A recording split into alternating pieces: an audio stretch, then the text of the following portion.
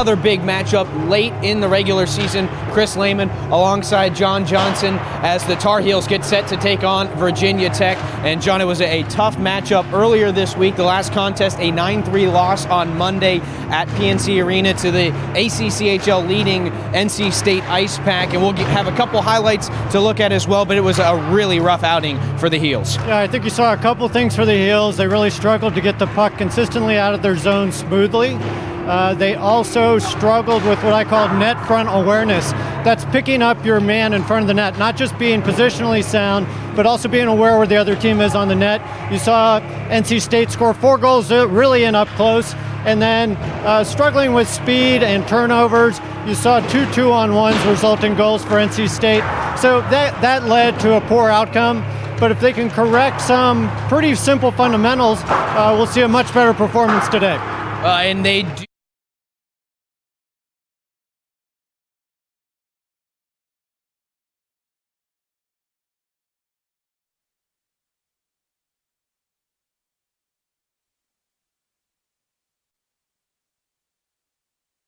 It is. So the Hokies are big. They're a big physical squad. They like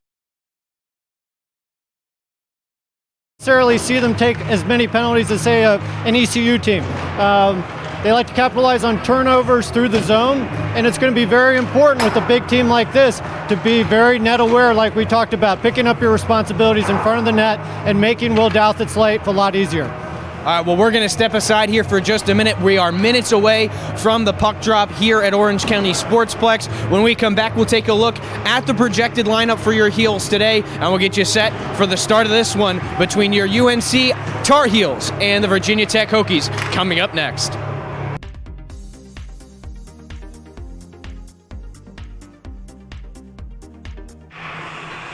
Welcome back to the Orange County Sportsplex. Chris Lehman and John Johnson with you as we're set for the Hokies and your Tar Heels to get things underway. Before that, let's take a quick look at the projected lineup for the Tar Heels today. One thing sticks out about this, John, is they are lacking on the defensive end today. Sure, you're going to see 2 defensive pairings today. Richard and Oliveira as the top pair, and Kumanoff and Jones as the second pair. That's going to put a lot of pressure on this defenseman. They're going to have 30 minutes of ice time apiece. While on the offensive side, you're going to see 4 consecutive lines. So it's going to be sort of the different. We'll have a plethora of riches on the offense side. And the Hokies going to get it deep here early and pin it down deep. One of the big issues that the Tar Heels had on Monday was getting out of their own zone. In the slot, the shot blocked down by Douthit through the crease, and nobody gets a stick to it for the Hokies. It's all the way down and in on the starting netminder today, Colin Couture. Now, we talked about the size for Virginia Tech, but one place size doesn't carry over is the Tech goalie. Couture is really on the small side, so it's going to be important to get bodies in front of him once UNC's in the zone to really take away his sight lines. Listed on the roster at just 5'5", 150, so he is a small netminder for sure. In come the Hokies from the near circle. It's wristed low and sticked away by Douthit. Into the far corner, Tar Heels in control, wearing the light blue today as it's lifted deep. Giving chase for UNC is Reese. Into the near corner, Adamson pokes it back deep. Matanowski comes away with it for Tech. Up the far boards, Reese shovels it back in. Collected there by the Tar Heels. Sent to the middle, nobody can get a stick on it, and it'll be knocked back down. Reese did a nice job setting up that opportunity. He sealed the boards, was able to tip it down low. At that point, the center was able to get a nice crossing pass that just didn't connect. Gerke holds the zone for the Hokies. Chance out in front. The centering pass denied by the stick of Douthit into the near corner. It's the Tar Heels coming away with it. Brought up the near side. Plenty of speed. In comes Gelatley. Shot off the iron. Rebounds there. They score. Less than 2 minutes into the contest, and the Tar Heels have a 1-0 lead. I believe that's Zach Nodden on the finish. And that's a big one to get if you're UNC. That was. So we saw there, that was really started with speed coming into the zone. Coach talked today about using the wide side of the ice, coming in wide into the zone, which you saw. A good drive to the net, went off the post, and then a finish up by Nodden, who I think that's his first goal of the season. Went right to the front of the net, good hands, quick tap in goal. Yeah, Nodden just an assist to his name before that tally. And a 1-0 lead with 18:08 to go in this first period. Back to center ice for the face-off. And it'll be one back to the defense by UNC. And again, going to have to keep an eye on those defensemen. They're rotating just 4 today. Oliveira, the captain, in control. Swings it backwards. And the Tar Heels will move it back out. Weaving through the neutral zone. It'll be left for an open Reeves. Wrist shot on goal, and Couture reaches up with the glove and snags it. We'll get an offensive zone face-off for the Heels. Again, just like the last scoring play, we saw Reeves come in, take the wide side of the ice. You know, in the past, we've seen some games where UNC has wanted to attack the middle of the ice, come into the zone, where often the wide side is going to give you a lot more room to enter the ice and get your offense set up. You saw that right there. Into the near corner, Murphy. Pitchforked up the boards, and out come the Hokies. Through the neutral zone quickly and into the far corner. It'll be left at the blue line for Luke Slater, one of 2 brothers on this team out of the Slater family from the high slot. A shot handled easily by Douthit. He'll hold on for a face-off. There's a very good back check on that. So back check is when the forwards come back very consistently to start using their bodies to angle the puck carrier into more difficult spots on the ice. It's something Coach really emphasizes, and we saw it from all 3 forwards on that shift. Preby to take the face-off for the Tar Heels, couldn't control it, and a weak wrist shot dribbles in on Douthit. He'll steer it to the corner, cleared out to the blue line, and out come the Tar Heels. It'll be lifted deep by Preby, back behind, controlled in the corner near side by Patel of the Hokies. Centers it to the middle, just under the stick of Preby, and a chance moving forward for Drew Whistler. He'll wrist one high, and off the glass it's taken at the Tar Heel defense. There's a Hokie down behind the play. Looks like we're going to get a whistle and a penalty. It'll be a trip on the Tar Heels. The guilty party looks to be Alexei Kumanov, the new addition today for UNC in his first game. Hasn't played since the fall semester of last year. So here, Kumanov is one of 4 defensemen, so now we're in a penalty kill situation where we only have 3 defensemen to use. This puts additional pressure on the penalty kill. Your defensemen, you're going to run the risk as the game goes on of really tiring them out. So, unfortunate penalty here. Far point controlled by the Hokies off the drop. Playing catch, it's Hathaway, wrist one wide, into the far corner. They'll fight for it again. Virginia Tech still in possession. Back to the point for Hathaway. Along the far wall, it's Walther. He'll leave it in the corner. Hokies in possession. A long offensive zone possession for Virginia Tech. Near corner, Hokies move it back around. Hathaway, wrist shot, blocker down by Douthit, into the far corner again, and it's cleared out of the zone by Virginia Tech. A little bit of a break there for the Tar Heels. That was some extended zone time. It was extended zone, but really no really good scoring chances there. They were able to get the puck out and get a change. They're going to have to get possession and clear quickly, but that's not going to happen. It slips through Douthit on the near side. Hokies have evened up the score about 52 seconds in to the power play. Well, you saw the power play come in with a lot of speed as the puck carrier came in. Was able to get around the forward, and it looked like Daniel Jones just lost his center of gravity. Got back on his skates a little bit and wasn't able to really step up on that, and as a result, Virginia Tech was able to drive in and score on that. So back to the neutral zone. Late change here for the Hokies, and they'll be denied by the linesman. Home ice advantage dictates that the Tar Heels get that last change, and we'll get underway here in a minute. But that was a big response from Virginia Tech.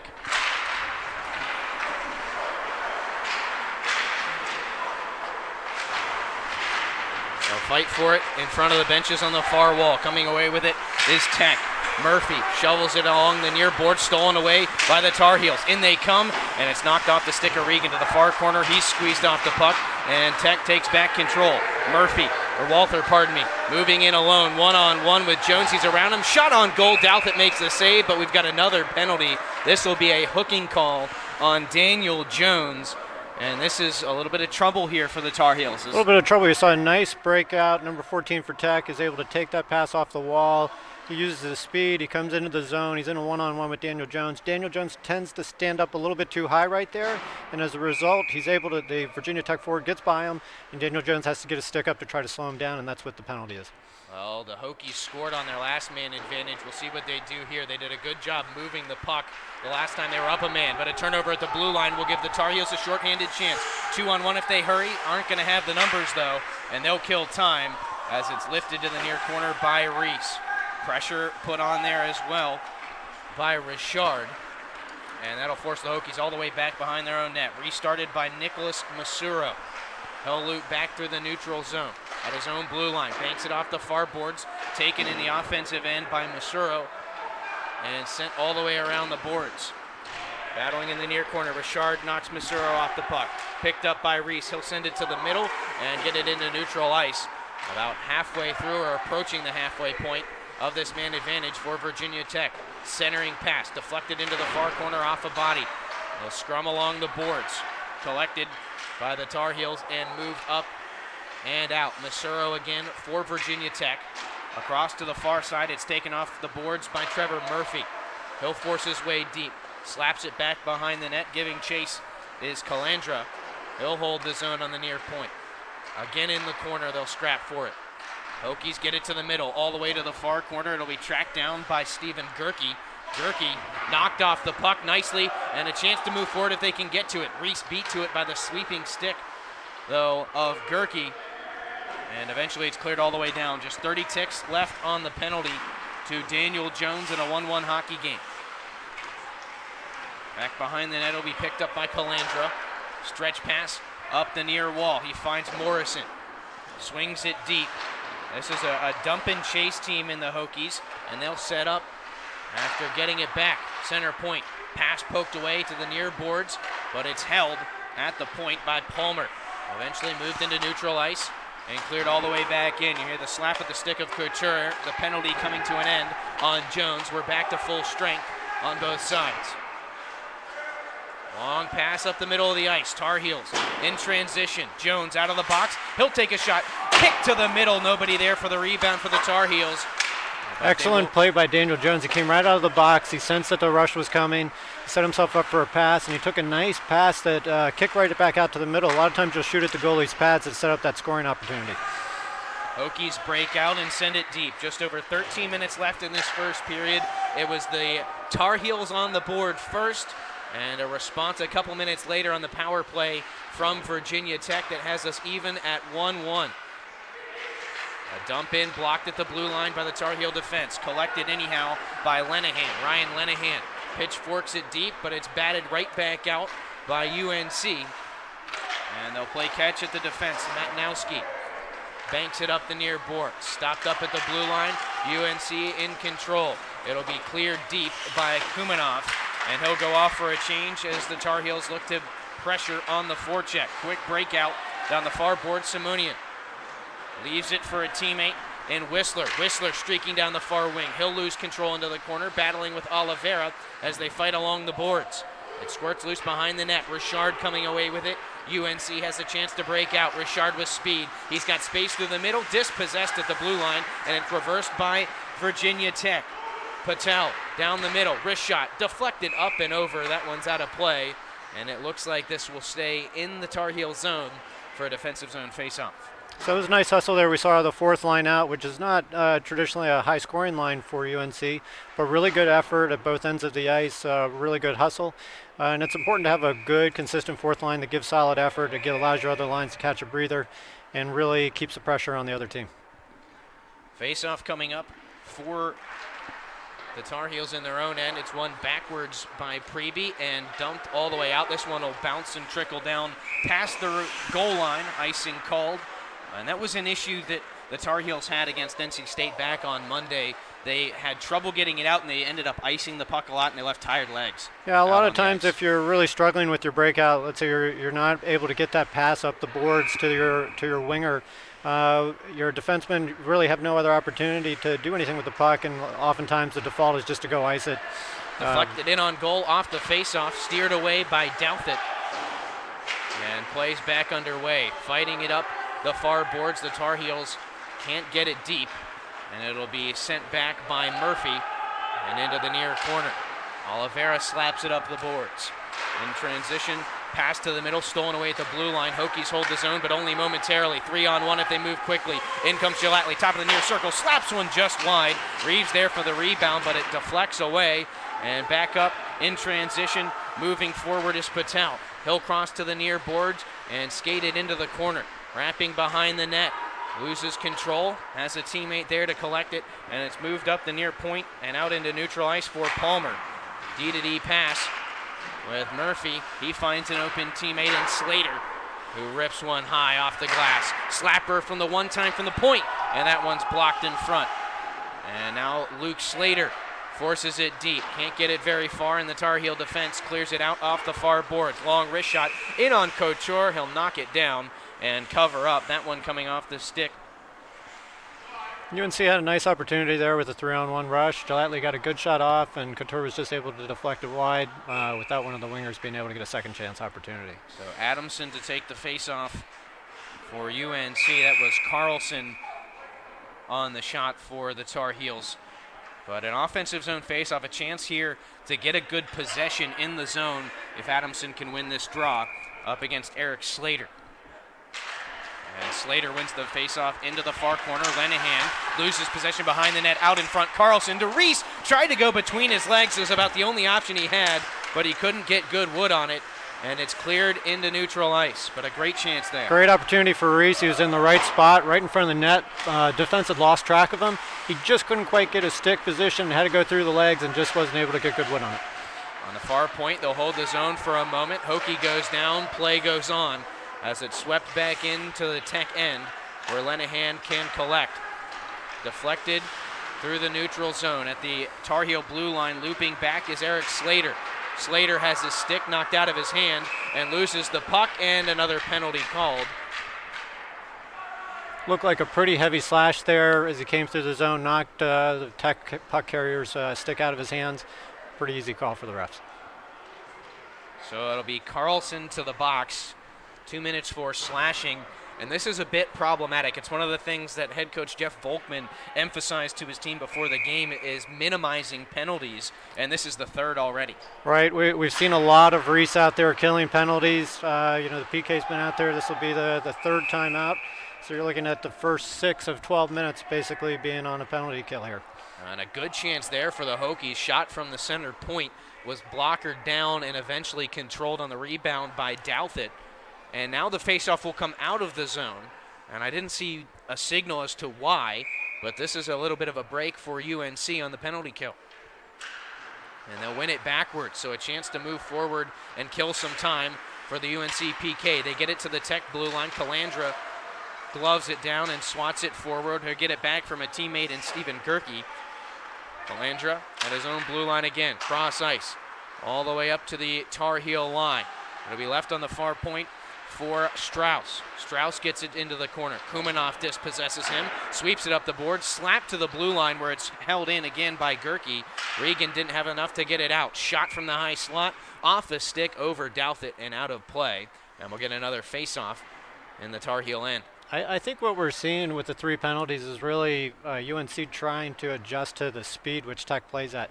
As we're watching this Tech team, they're pretty solid through all of their lines, and they have solid speed through all of their lines, and that consistent speed is putting a lot of pressure on UNC, and sometimes when you feel that much pressure, you play a little sloppier. Deflected just wide of Douthit. That one hopped over his pad on the far side, and fortunately wasn't on frame.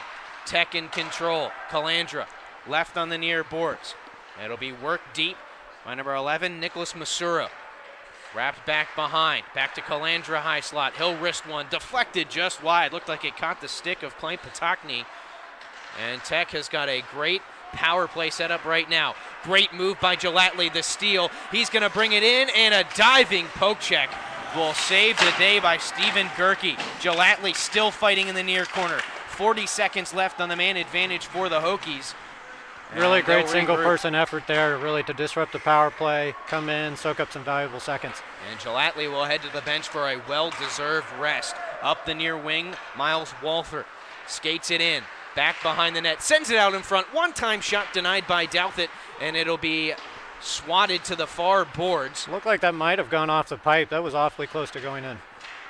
Sent out in front again. Once again, the Tar Heel defense there to deny entry into the slot. They'll slide it all the way down the ice and get a quick change on the PK unit as they are just about done on the man down. And this one will be sent all the way down the ice. Jones wins the race, and as the penalty expires, the Tar Heels will get an offensive zone faceoff. It's fortunate for them because I think Tech has really excelled today in the neutral zone. You've seen them really attack the neutral zone with a lot of speed. They capitalize on any turnovers in the zone, and they've really been able to come through and create some problems, which have mainly resulted in the penalties for UNC as they've tried to cope with that speed. We are still even at 1 goal apiece. 8 minutes left in this first period as the Tar Heels will try to gather some momentum off of their 2 killed penalties in the last 5 or 6 minutes of play. Hokies struggling to get it out into neutral ice. Reeves spins it back in for the Tar Heels, and they'll set up the forecheck. In comes Nodden as it's swept around the boards. Pinching over on the far point, Adamson is hit hard as it's centered in front, and we've got a penalty coming to the Hokies. Net is off moorings. That's what stopped the play, but we'll finally see a power play opportunity for UNC as it's Matthew Palmer headed to the box. I would imagine it was a high hit. I would imagine it's a roughing call. Yeah, I didn't get a good look at the call, so it looks like they called roughing. And now we're going to get to see if UNC can capitalize on its power play. They're going to put probably run their 1-3-1 standard power play. So you're going to see Daniel Jones actually it's going to look like Gelatley's probably going to be working the high post on the power play. We'll see how they set it up. They've got it set up now. Near boards Carlson. He'll slide in. Bad angle, shot deflected high and wide. The pinching Jones can't get to it, and it skitters all the way down the ice, collected at his own blue line by Gelatley. Backhand pass, poked right back to him, and he'll circle behind the net to alleviate some pressure. Gelatley has some speed, straight through the middle of the neutral zone. Stops at the high circle near side, wrists one wide, and it's loose in the near corner. Slapped up the boards on the near point, held in by Jones. Into the corner, Carlson. Deflected on goal by Adamson. Nice save by Couture as he swallows up the rebound and holds on. Another good chance. Yeah, it was a nice job there. Gelatley got the puck, I think, up to Jones. Actually, Jones kept it in on attempted clear, and then Jones was able to dump it down low, which resulted in a nice cross-ice pass, which actually turned into a nice shot that was able to be smothered by Couture. 1:25 on the power play, 7:07 left in the first period here at the Orange County Sportsplex. Tar Heels looking to break this 1-1 tie. Beeson on the near boards. He'll quarterback. Slides one on goal. We've got another penalty coming up as the Tar Heels will have a 2-man advantage. Regan into the middle. It's deflected wide off the stick of Carlson. Back to the point. Over to the far boards, Oliveira. Slides one in front. It's deflected wide, and Calandra will touch up a cross-checking penalty on the Hokies, and we'll have exactly 1 minute of 5-on-3 hockey for UNC. And this is a power play that's been pretty darn strong. They had a goal against NC State in the third period on the man advantage. It's on been Monday. one of the consistent bright spots throughout the season. They consistently perform well. They're able to get good traffic in front of the net, and here they're going to have a really good opportunity at 5-on-3 for a full minute. So it'll be the top power play unit out there once again, as Adamson sets up to take the draw against Stephen Gerke. Well, and now there are 3 Hokies in the box. Harsh Patel is in there as well, but it will be a 5-on-3 as the Tar Heels win the draw out of the zone. That's a bad break, and they'll have to regroup. Adamson bringing it down the far wing. Looks to the middle. No pass there. Drops it to the point for Jones. Jones loses it in his skate. Slides it over to Gelatley. He tees one up. Blocked by Matanowski. And it's out of the zone. Gelatley collects. He'll bring it back in just onside. Flips it over to Reese, who stops on the near point. Across for Jones. He'll set up at the top of the circle. Slides it down to the goal line for Gelatley. Back to Reese. One-timer just over the top of the net. 25 seconds left on the 2-man advantage. Nice tap pass by Gelatley there to result in a good scoring chance. Tar Heels on the far boards. Middle point, it's Jones. Slides it past to the far side, deflected off the stick of Gerke and cleared all the way down by Trevor Murphy. That should finish off the first penalty on the Hokies. I saw good puck movement there. That was a really good-looking 5-on-3. They got a couple opportunities. Just unfortunately, that puck got tapped out right at the end. So we're back to 5-on-4 as one penalty has ended for Virginia Tech. 54 seconds left on the second man advantage for UNC. Transition chance for the Hokies as the Tar Heels were changing, but it's stolen away at the bench. In with speed comes Beeson. His shot deflected over the net and cleared out past Richard down the far side. And Douthit out to collect. 35 seconds left on the 5-on-4. Over to the near board, or the far boards, pardon me. It's Richard losing control.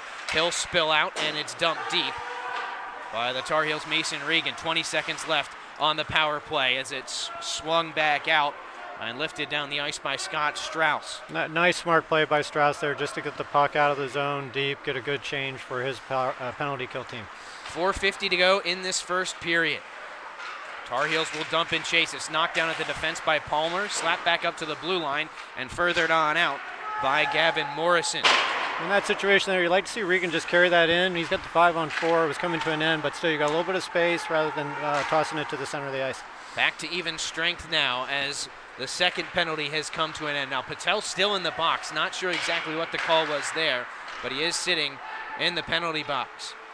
Held in at the middle point by number 7, Trevor Murphy. Shoveled back into the near corner where they'll fight for it. Preby knocked to the ice. Puck squirts loose to the middle, and the Tar Heels have control. Another Virginia Tech penalty. At the red line, it's slapped in by Richard. Leaping up, Couture gloves it, and that will stop play. And an interference penalty will go against Gavin Morrison of Virginia Tech with 4:04 to go in this first period. We've almost seen the teams flip strategies here in the sense of, we had some sloppy play to start off with 3 consecutive penalties by UNC, and now we're seeing some sloppy play from Virginia Tech. Both teams kind of feeling each other out and trying to react to the other's strength. Puck will be lifted down the ice and out. Jones being chased down as he gets to it in the far corner. Drew Whistler there pressuring for the Virginia Tech PK. And the Tar Heels will reset on the breakout. Sent to the middle. Disrupted by Whistler. He has it on the near boards. Dispossessed by Jones, who circles back out to the near wing. He slides it to a teammate, Gelatly, at the top of the near circle. Runs over Palmer, who blocked an attempted slap shot. Rebound left for Reese. Gets it to the near corner for Gelatly. Handed off for Kramer. His wrist shot knocked down and cleared out by Matthew Palmer of the Hokies and all the way down. And VT Gelatly did a nice job there setting up the entry. He brought the puck in, used his body to take out the defender, and then was able to use some patience, get the puck up to the point for an opportunity that wasn't able to get through, but it was a good-looking entry. Strauss gets it deep once again for the Hokie penalty kill. And the Tar Heels halfway through this man advantage. Going to look to move back out. Streaking down the near boards, avoiding a check is Kramer. Back behind the net. Puck is loose. Squirts out in front. Bouncing puck. Teed up, and the rebound's knocked in by Adamson. Gelatly put the initial shot on goal. Adamson on the near post cleans up the garbage, and it's 2-1 UNC with just under 3 minutes left in the period. Well, you saw them put a lot of pressure on Strauss, who the right side defenseman for Virginia Tech, forced him to turn, carried the puck in deep. He's a smaller defenseman. They were able to create a turnover down in there, or able to prevent him from possessing the puck. Passed it back out to Gelatly, who really set that up, and then a good tap in at the end by Adamson. Well, there's the power play goal for the Tar Heels. Adamson with his 6th of the season. And we're back in the neutral zone for the faceoff. Hokies will control. Banked in by Miles Walther. And the Hokies look to control. Poked loose to the middle of the slot. And a chance for the Tar Heels to move back out. Slid deep by Gelatly. Gets it back from a teammate in Reeves as it's knocked down at the top of the near circle. Wrist shot wide off the stick of Gelatly. Reeves in the far corner, back to the middle. Gelatly's one-timer, and Couture got a piece of it and knocked it wide. Oliveira knocks it back deep. Nodden gets a piece of it, but can't control. Far side, it's slapped back deep.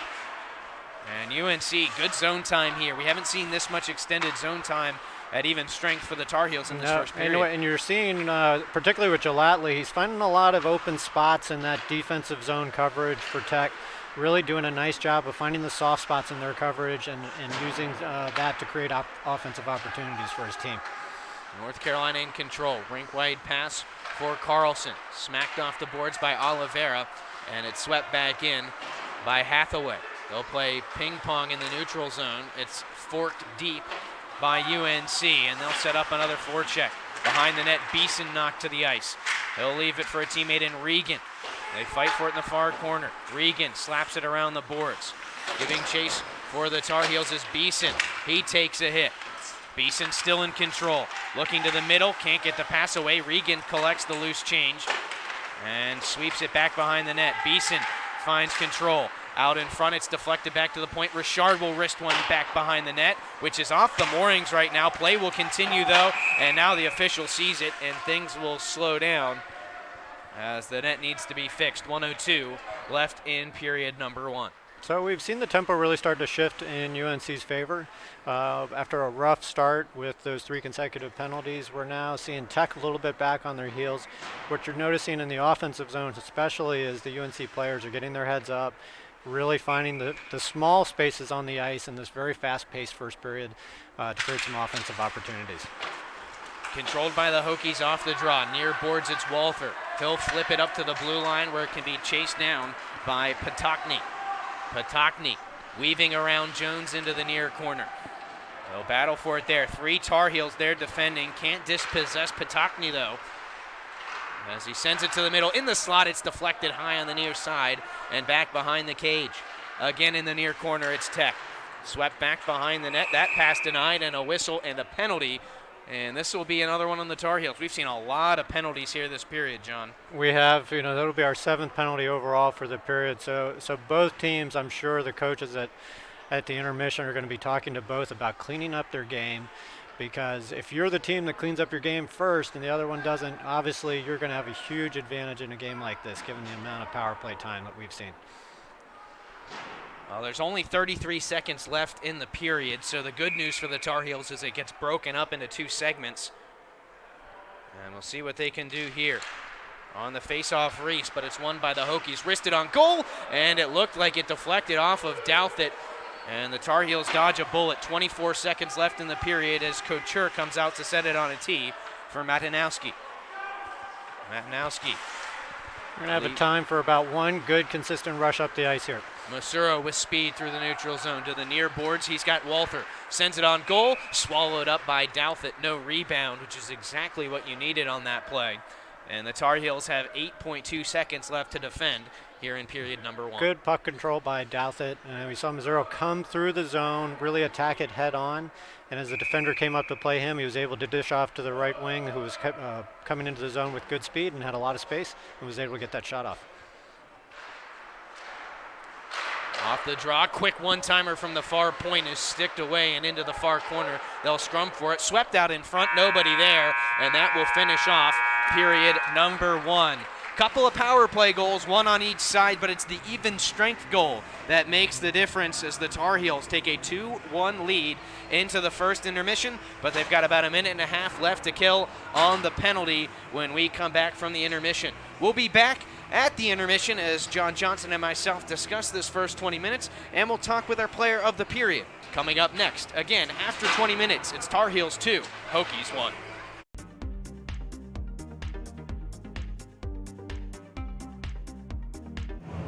Chris Lehman back with you at the Orange County Sportsplex. After 20 minutes, it's a 2-1 lead for your UNC Tar Heels. I'm now joined by Johnny Alt, one of the newer members here this semester for the Tar Heels. Johnny, you pick up your first goal to break the ice early on in the game. What'd you see on that play? I saw Jelly heading up the ice. Looked like it was turned into a 2-on-1. Took the shot, and I was able to knock it down and put it back in. So it was a great shot by him. I was glad I was able to put in the rebound. And certainly it's not easy to jump in mid-season and kind of fall into stride with these guys. How has it been kind of getting used to the pace and getting back into the flow of things? Yeah, it was good. So I took a little break from hockey, but it was definitely great to get back out on the ice.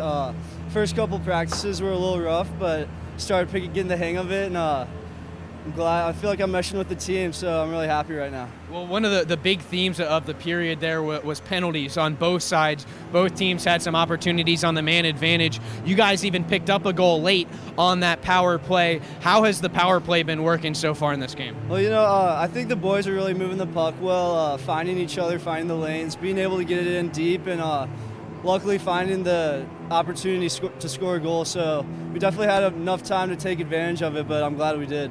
Chris Lehman alongside Johnny Alt of the Tar Heels. One more question for you, Johnny. As you guys do have about a minute and a half left to kill on the penalty when you come back out, what do you guys need to do to kill that off and get back on the offensive end? I think just come out with the same intensity and energy that we did in the first period, making sure we get the pucks out of the zone and really be able to hunker down on them and get those loose pucks. All right, Johnny, thanks for taking some time to talk to us, and good luck in the second period. Thank you. All right, that's Johnny Alt of the Tar Heels. We're going to step aside for a moment. I'll come back with John Johnson as we take a look at what happened in period number 1 and get you set for the second 20 minutes. We'll be back right after this.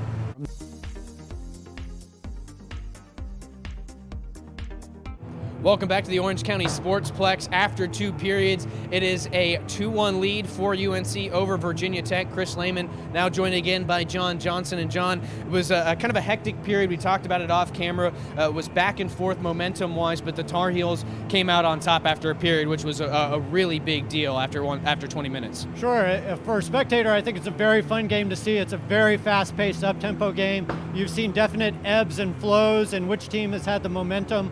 UNC was very much back on their heels, trying to adjust to Virginia Tech speed, took 3 consecutive penalties, and then it seemed like UNC actually found itself.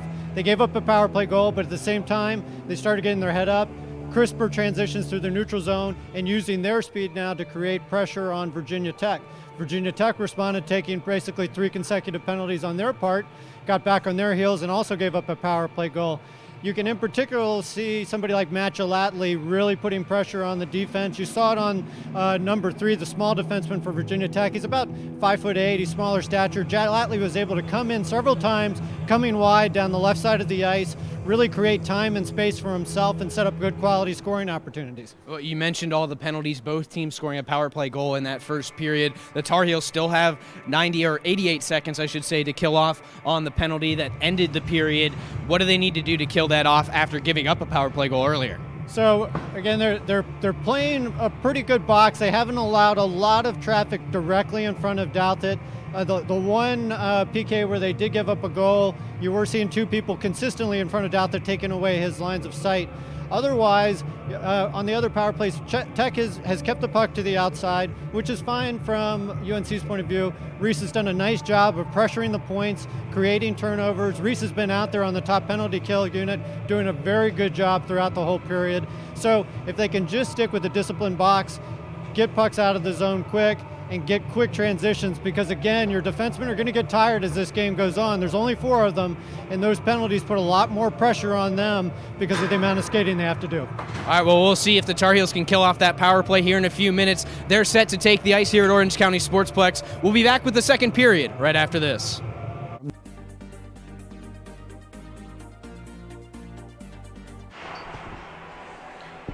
20 minutes up on the clock as we get set to start the second period between your UNC Tar Heels and the Virginia Tech Hokies. Chris Lehman and John Johnson back with you again as the Tar Heels have a minute and 28 to kill off on a man advantage for Virginia Tech. And John, that's a big penalty kill. One thing that the Tar Heels have had some trouble with, particularly in games against some of the top teams in the ACCHL, is goals at the beginning and the ends of periods. Right, and Coach talks about this. I think every coach really emphasizes not giving up goals at the beginning of periods and at the end of periods. It's really detrimental to your mental health as a team to have that happen. You really want to start off strong and you want to finish strong. Hokies win the draw. They'll start in control here in the second period. Teams have switched ends, so Virginia Tech in white moving right to left. Carolina in their blue moving left to right. Near corner they'll battle. Patokny pokes it loose. It's collected by Masuro behind the net. He'll circle to the far wing. Slaps it back behind as he loses his balance.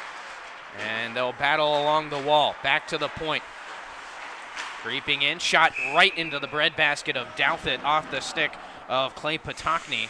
And Douthit holds on, 58 seconds left on the man advantage. Douthit did a nice job really squaring up on that shot and swallowing it, not giving up a rebound at all. By our tally, we had the shots at about 15-11 in favor of Virginia Tech in the first period. Good save to start off the period there for UNC. Back to the far point again. Virginia Tech wins the faceoff. Patokny matched up with Regan, sweeps it around the boards. Masuro leaves it as it trickles up to the point, where it'll be slapped back by Murphy to Masuro. Into the corner, Patokny. Back for Trevor Murphy. Point to point, he finds a teammate in Stephen Gerke. Back for Murphy. He's got space to shoot, and he scores from the top of the near circle. A power play goal, the second of the day for the Hokies, and it's Murphy evening up the score 50 seconds into the second period. It was unfortunate. Beeson and Regan out there as the penalty kill 2 team. It looked like Beeson lost his edge, and when he did, he wasn't able to keep track of his body and slid across, and that freed up the Virginia Tech defender to come in and really make it a 5-on-3. Get a real uncontested good look and put in a high wrister onto the goal.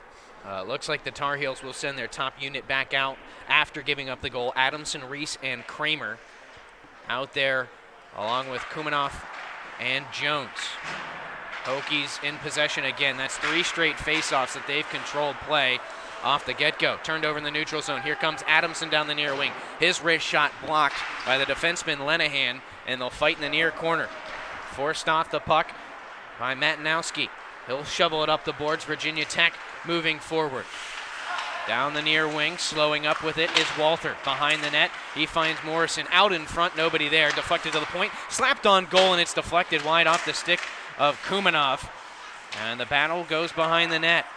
Up to the far point, controlled by Strauss. Wristed on goal, looked like Douthit got a piece of it with the right pad and kept it out. Hokies with a good attack going right now.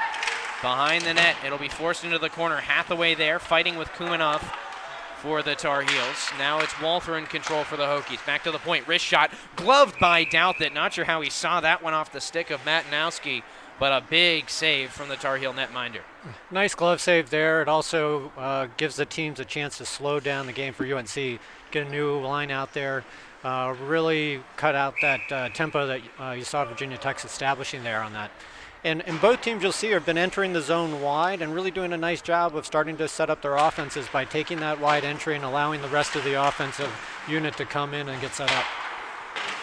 So the Tar Heels win the face-off. Looking to get it out. They'll be stalled out by Luke Slater. Swept back around to the near boards. High hit laid on Johnny Alt as he forced the puck out. Gelatley far wing. Slides one in, can't get it to the net, and it's knocked back behind. Sent out in front, one-timer, and a save made by Couture as the net comes off its moorings. So play will stop momentarily. Looks like the face-off will stay in the offensive zone for UNC.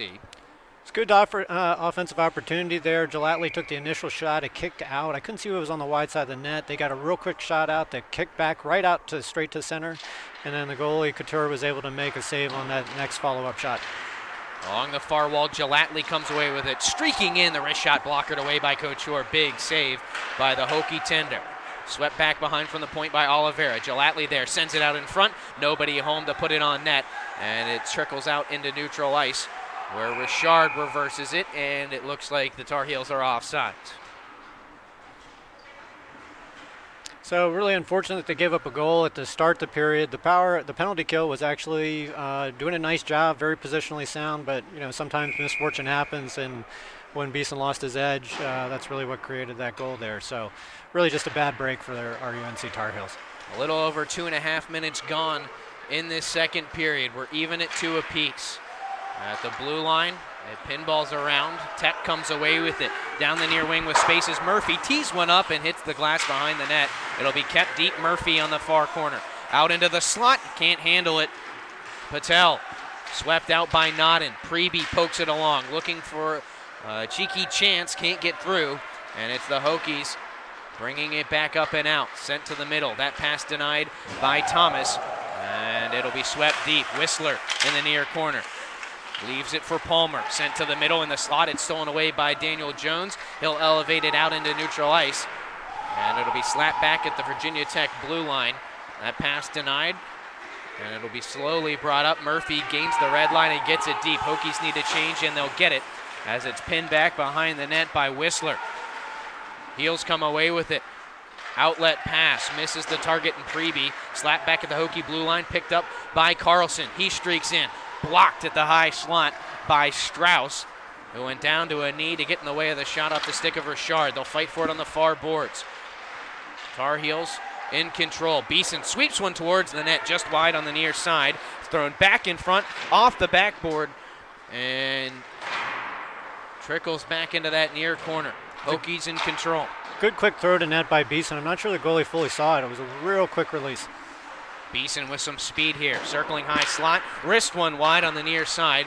Pinching Oliveira holds the zone on the far boards. Carlson in there giving pressure for the Heels on the forecheck. He's got Beeson in to help, but it's the Hokies knocking it loose. It squirts out into the slot, and pouncing on it was Couture. And Colin Couture will freeze it for another faceoff. But this has been a good sequence for the Tar Heels. It has. They've generated quite a few shots here to start off the period. So very good. Other than the goal to start off great, to start off the period, good tempo on their part. Now, the unofficial count right now, 8-3 in favor of UNC this period in the shot department. And they'll control off the draw. Behind the net, it's Reese stopping in the corner. He's dispossessed. And it's brought out by Virginia Tech. Loose in the neutral zone. A slap pass stolen away by Virginia Tech up the far boards. It's off a stick and into the Hokie bench. This one should be a neutral zone face-off just outside of the Tar Heel end. You know, both teams are doing a nice job of protecting the center part of the ice, and that is allowing the wide entry. Wide entry means you're generally coming down the side of the boards to come into the zone because it's the easiest way to get into the zone, and both teams are taking that and generating some good chances because of it. A little battle off the face-off. Hokies get it deep. Richard slaps it up the near boards. A pinching Matnowski can't hold the zone, and a chance to move forward for UNC. Pressuring is Kramer. It's knocked off the glass, and the Hokies will reverse play. Masuro, bad angle shot, shoulder down by Douthit on the near side. Slapped up the far boards by Oliveira, held in at the point, and the wrist shot off the stick of Kamen is deflected wide to the near side Kramer. One-touch pass out of the zone by Adamson, banked up for Reese, who can't control, but he does knock it deep. Matnowski behind his own net. He'll circle around and bring it out for the Hokies. Down the near wing, still the defenseman Matnowski.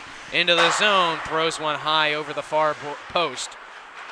And the Hokies look to set up a forecheck. Pass to the middle, stolen away. We've got a hand up and a whistle. I think this will be another interference penalty on the Tar Heels.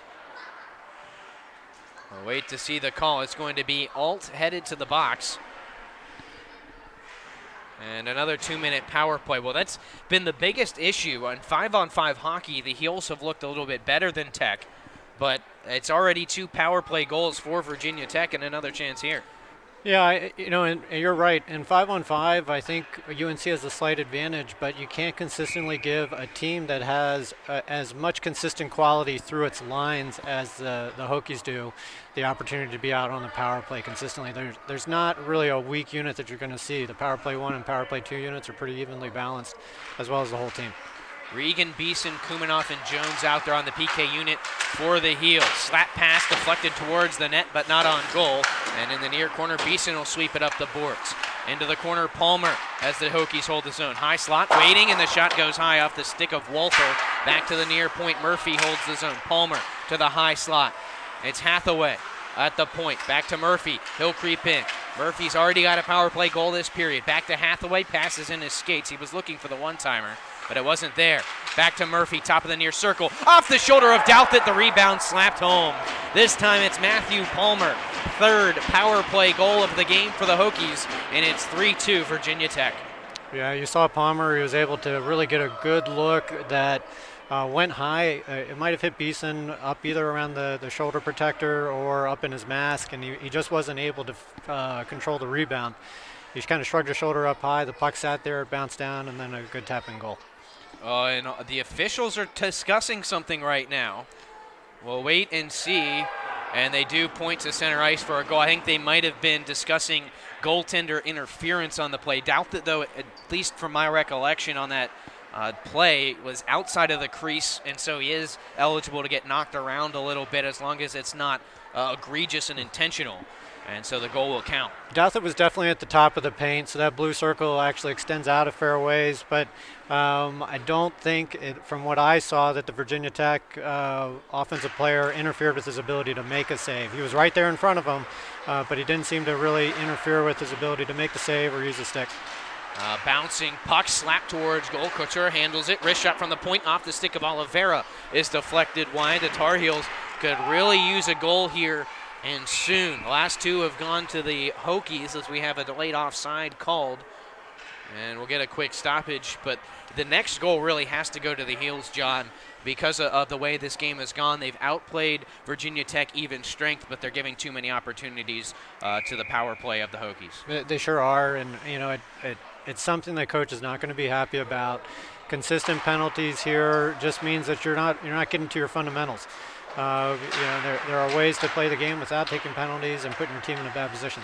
Oliveira, wrist shot from the far point, skitters wide, and it will sweep around where the Hokies can take control. Turned over, bad angle shot, shoulder down by Couture, and the Heels will pressure again. Big hit in the far corner as the puck's cleared out by Virginia Tech. Down the far wing, Luke Slater. His pass denied, and it's outletted, looking for Nodden. But the Hokie defense comes up with the steal. Slater cycling behind the net. Along the far wall, he'll skate it to the point, still in control. Lifted to Kamen on the near side. He'll be knocked down by Nodden along the board. Centering pass stolen away by Alt. Outletted for Nodden. He's got room to move forward. Nodden into the zone. Throws one on goal. Couture will glove and hold for another face-up.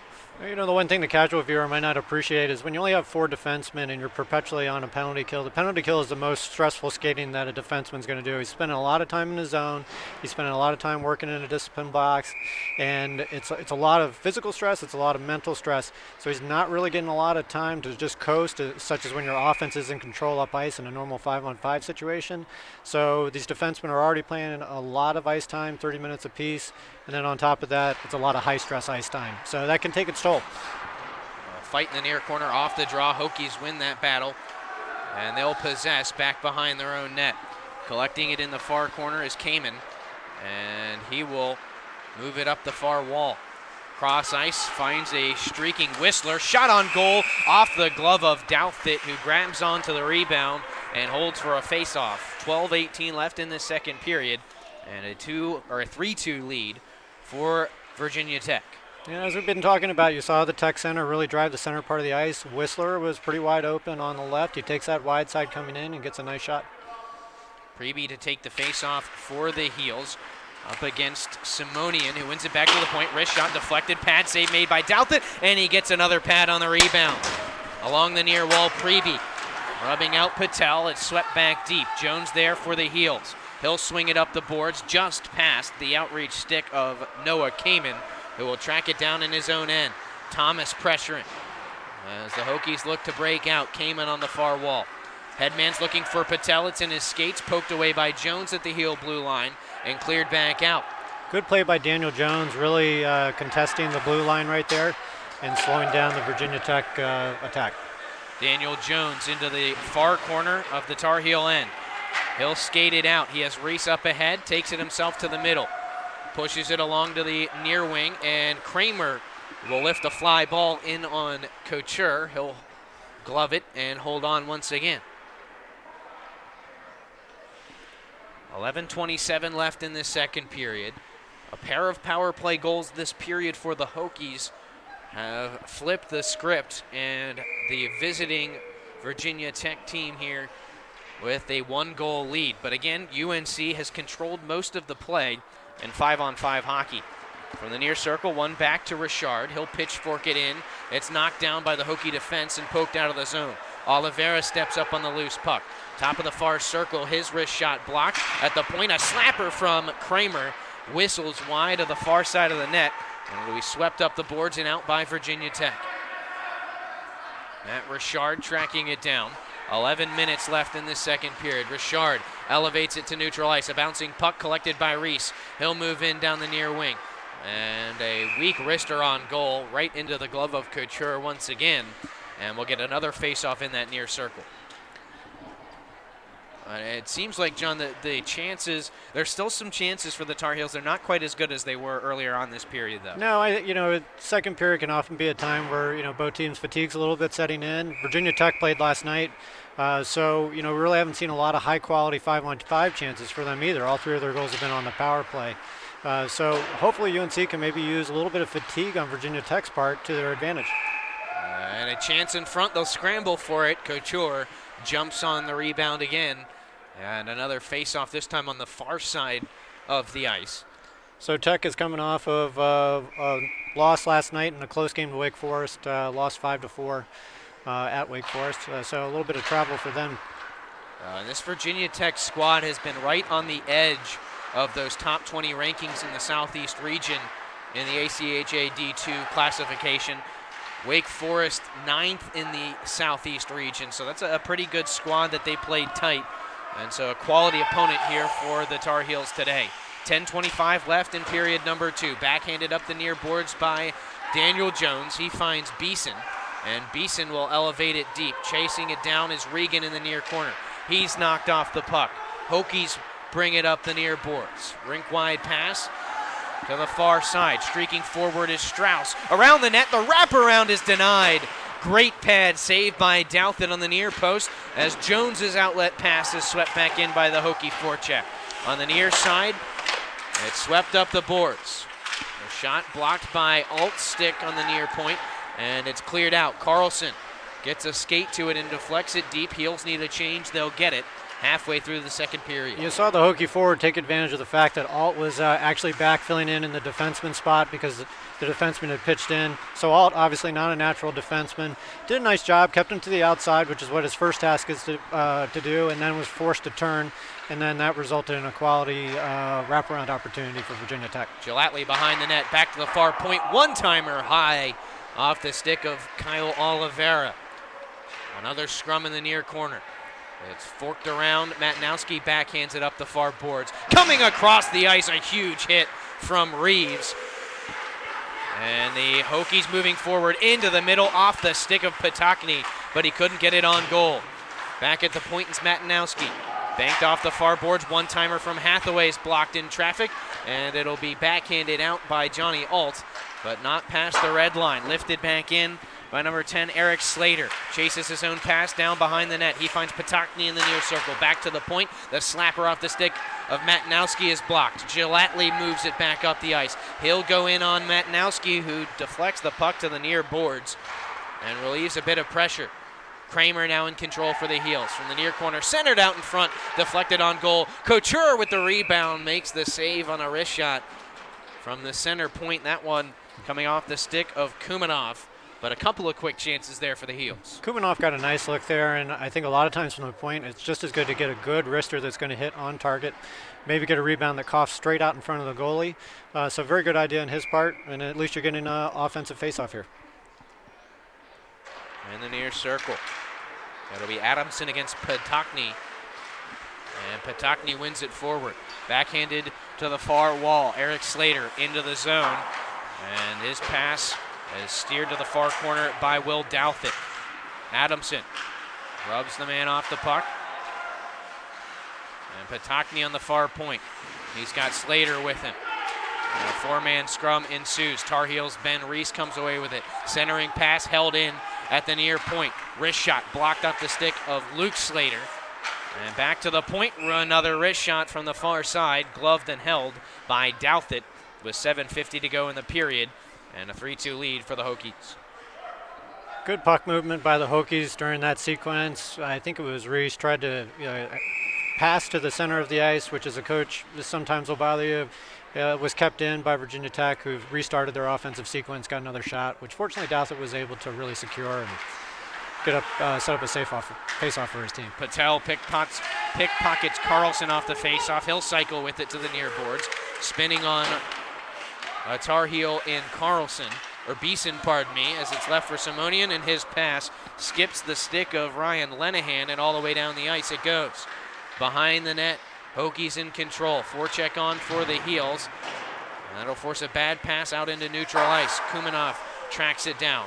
Off the glass, he sends it back out. Hokies control at the red line. Big hit on Patel by Carlson as he shuts down the Virginia Tech attack. That was a good textbook check by Carlson there, really to take the puck handler off the puck. And a good clean hit as well, shoulder to shoulder. As it slid in by the Hokie defense. Daniel Jones behind his own net, left for Kumanov. Brings it around the boards and out. And backing up to it, the Hokie defense. Jackson Thomas on the forecheck. He knocks the puck loose. But the Heels can't come away with possession. Skating down the near wing is Matnowski.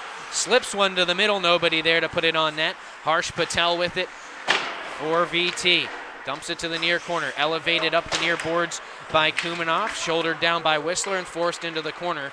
But the Tar Heels able to lift it up and all the way down the ice this time. And icing will be waved off as that one trickled down near the goal line. Collected by Kamen. It was a good, smart dump by Kumanov just to get that puck out of the zone with just enough speed that it gets down there, but not enough that they're going to call icing. Masuro looking to skate it out himself for Virginia Tech. Banks it off the near boards. And he finds a teammate in Drew Whistler. Whistler circling. Around along the far side boards. Banks it off the wall behind the net for Gerke. His backhand pass denied by Oliveira, who loses his stick looking for a penalty. But it looked like a pretty clean play back behind the cage. Richard skates it out of the zone, but he's dispossessed by Masuro. To the near side, Calandra. Slips it to the middle, looking for a teammate in Gerke. He tracks it down in the far corner. Give and go with Calandra. Stephen Gerke back to the point. Off the stick of Matnowski. Lifted to the far wall. It's knocked down by Masuro. Richard wins the race to the puck. Lifts it up. Murphy gloves it down at the near point. Wrist shot on goal. Knocked down in front. Looked like it hit Gerke in front of Douthit. And they'll scrum along the far corner. Gerke again. Looking out in front. His pass to the middle. Denied nicely by a kneeling Thomas. And it's back to the point. Slap shot. Stopped in front. Rebound in the slot. Calandra with a great chance that goes wide. And it's finally swept out by Johnny Alt. We've got a trip behind the play. But it looks like we won't get a call. Masuro into the Tar Heel end. Bad angle shot from the near corner. Whistles wide. Far point sent to the middle for Murphy, who swats it back to the far boards. Calandra in control for Virginia Tech. Under 5 minutes to go in the second period. Still a 3-2 lead for the Hokies. Calandra doing yeoman's work on the near wall. He'll knock the puck loose. We've got a hand up and a penalty. This will go against Virginia Tech. And a great chance for the Heels. It looks like that's going to be a high sticking call. That will go against the alternate captain. Looks like it's against Calandra.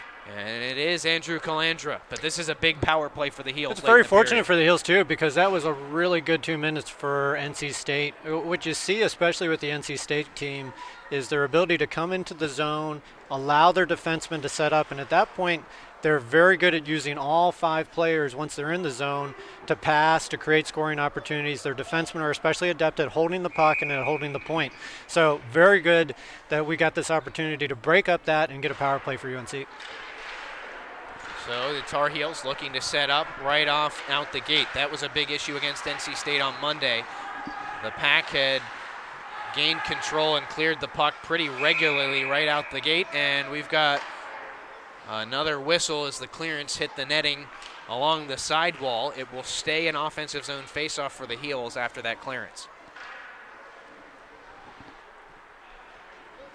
So it looks like we have the top power play unit with Jones out there and Gelatley.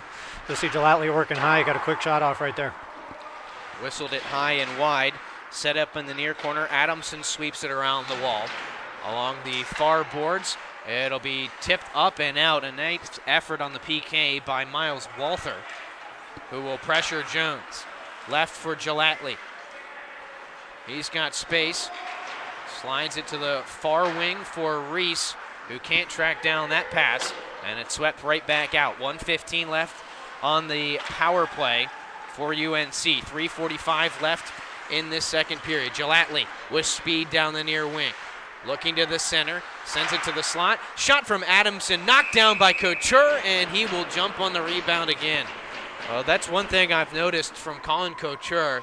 Really all afternoon so far. His rebound control has been very solid. Very solid. He doesn't give up a lot of rebounds at all. We've seen goalies, some goalies prefer to kick pucks out into less dangerous areas. He tends to swallow these pucks. He's not what I would call a redirectional goalie, but he tends to be more, if he's got it, he's going to smother it, get a face-off for his team. Not sure if it was a bit of an equipment adjustment there for him, a little bit slow to get up, and we'll have a quick pause here. So that rush was really activated by Jones, who brought the puck up the ice, had a nice touch pass to Gelattley, who used his speed to come in wide, get that centering pass over to Adamson, who got the shot off. Well, it'll be Regan to take the faceoff for the Heels up against Stephen Gerke of the Hokies. And it's one out of the zone by Regan. Tracking it down, Richard, left for Oliveira at his own blue line. Cross ice, it'll be held by Beeson, who enters the zone and holds up on the far point to the middle. He finds an open Regan, and a great post-to-post save made by Couture. That'll leave an odd man rush opportunity for the Hokies shorthanded. Masuro to the middle, and it's just past the stick of Gerke, who's upended on the play, and no penalty called. Heels catch a bit of a break there as they move forward again. Stopping on the far wall, it's Oliveira. Cross ice, he finds Beeson top of the near circle. Beeson will track it down in the corner and set up the power play. Backhanded to the point for Richard. He'll play catch with Beeson, who swings one wide on a wrister. Off the boards, Oliveira tried to direct it towards goal, couldn't get enough of it. And it's back out to the far point for Richard. Down into the corner, and the Heels will set up the power play to the middle. Reeves got a stick to it, but couldn't redirect it towards the net. Regan on the near wall. Back to the point for Oliveira. Again to Regan in the corner. Around the boards as the penalty expires. Heels still in control as we're back to even strength. And finally, Virginia Tech gets control and gets out. Calandra, who committed the penalty, will get it deep on a wrist shot. Kramer collects along the far wall, circles back behind his own net. Up the middle, he finds Regan. Regan through the neutral zone. Throws it off the far wall. Adamson chasing it down. He'll get to it in the far corner. Loses it to Calandra along that wall. And it will be banked up and out of the zone by the Hokies. Stalled out at the red line, thrown across the ice, and taken off the boards by Virginia Tech. That was Whistler. Now Calandra again. Final 2 minutes here. You definitely don't want to give up a goal, and if you can create an offensive chance that gets us back even, it'll be great. Far corner, Kumanov tracks it down into his own end. Shovels it up the wall. Held at the far point nicely by Matthew Palmer back behind the net. Sent out in front. Blocker save by Douthit. He'll jump on the rebound on the far side of the net to shut things down, as that was getting out of control a bit for the Heels. And a smart freeze by the netminder. Yeah, very smart freeze. Again, you saw Virginia Tech able to set up its offense, get both its defensemen established at the blue line, which they like to do, and able to keep that puck down low and create another scoring opportunity for themselves. 90 seconds left in this second period. Face off in the far circle to the left of Will Douthit. It'll be Adamson for the Heels up against Morrison for the Hokies. Adamson wins it. The clearance takes an awkward hop, and a 2-on-1 for the Tar Heels, but it's poked away from Reese, who came in too close to the Hokie defender. Now Walther into the zone. His shot off a stick and up over the net. That'll be out of play. It will stay in the Tar Heel end. It looked like it caught the stick of Daniel Jones, who spilled out in front of Douthit on that last play. It was a fortunate break for Virginia Tech. That puck went over Noah Kamen's stick, and then I think it was Reese who was off to the races trying to corral it and just wasn't able to get that into the zone. And then, of course, the transition play the other way resulted in a scoring chance for Virginia Tech. Quick switch defensively for the Heels. Kyle Oliveira back out, along with his defensive partner in Alexei Kumanov. Face-off won by the Hokies on the near boards. In the corner, it's Morrison. His centering pass on the backhand denied.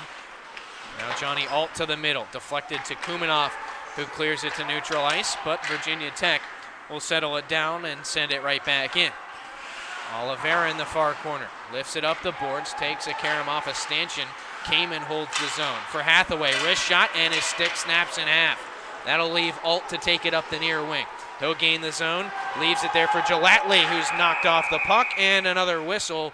And this will be an offside call. The Tar Heels a little bit disorganized entering the zone.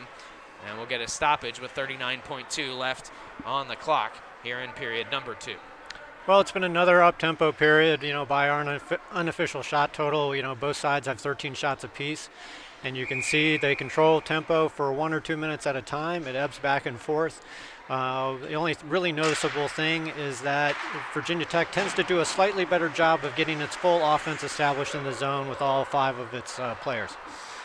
Hokies looking to break out from behind their own net.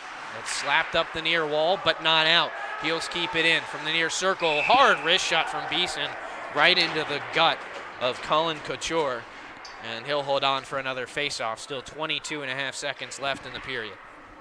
Nice hard shot by Beeson, and again, Couture just swallowing that puck, getting a faceoff for his team. And you have an opportunity here if you're UNC.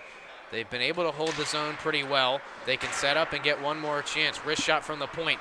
Blocked down by a stick and into the near corner. Thrown out in front, nobody there. And it's deflected back to the near wall. Hokies will break out.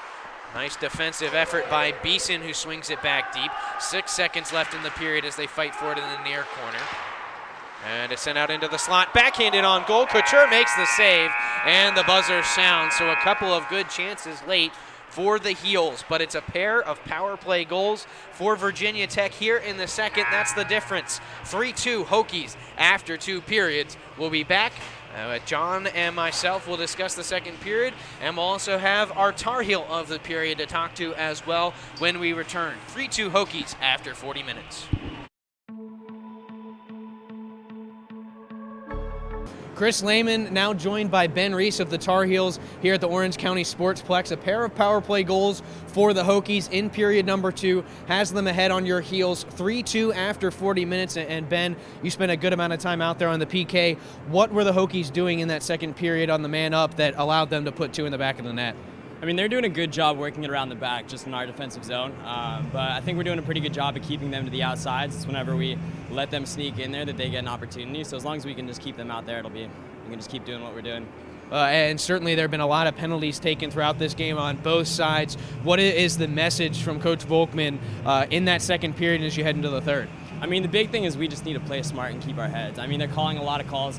It's kind of unpredictable because sometimes they're calling a lot of very fair calls, but other times it's just no one really knows why they got what penalty they did. So the big thing is us just keeping our head, playing smart, and not letting any of the penalties or the other team get to us. Well, and it certainly seems like you guys, when you get to 5-on-5 hockey, are the better team here today so far. How do you get back to that in the third period and come away with the win? I mean, all we got to do is play fast and play hard. I mean, it comes down to pass, shoot, scoring, and that's about it.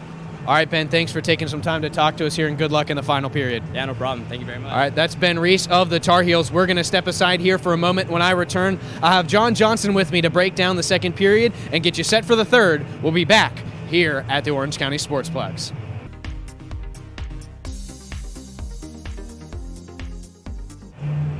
Chris Lehman and John Johnson back with you here at the Orange County Sportsplex. It is a 3-2 lead for the Virginia Tech Hokies after 40 minutes, and it was 2 power play goals for the Hokies that got things going in that period. What did you see from them on the man advantage? So on the man advantage, I really thought that UNC played a pretty solid penalty kill on both of the penalty kills where they gave up the goal. On one, Beeson lost his edge, which essentially turned into a 5-on-3. What you really notice in the Virginia Tech power play is how good their defensemen are. It really allows for 5 capable goal scorers to be on the ice at one time.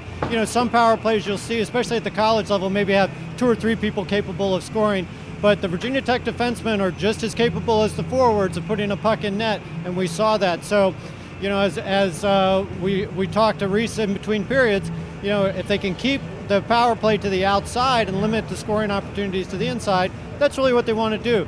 They did that for the most part. They had some bad luck. So now if they can stay to 5-on-5 hockey, we saw them outshoot the Virginia Tech during that period about 15-11, and we'd like to see that tempo continue into the third period. Well, you mentioned it a little bit earlier on the broadcast that this penalty kill can be a bit stressful on the defensemen, and the Tar Heels a little short-handed, just 4 defensemen in the lineup tonight.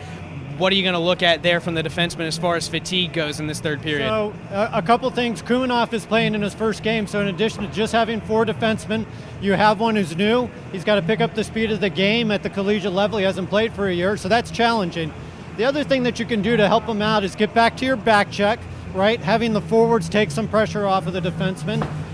maybe contesting the points just a little bit more. We know those defensemen for Virginia Tech are high skilled. We need to get pucks out of the zone sooner, which means our forwards have to be higher in the zone. And then last of all is contesting the blue line a little bit more, preventing that entry into the zone and taking some of the pressure off of the defensive unit as a whole. Well, the Zamboni just now finishing up here at Orange County Sportsplex. It's a 3-2 lead for the Hokies over your Tar Heels after 40 minutes. We'll be back with the third period right after this.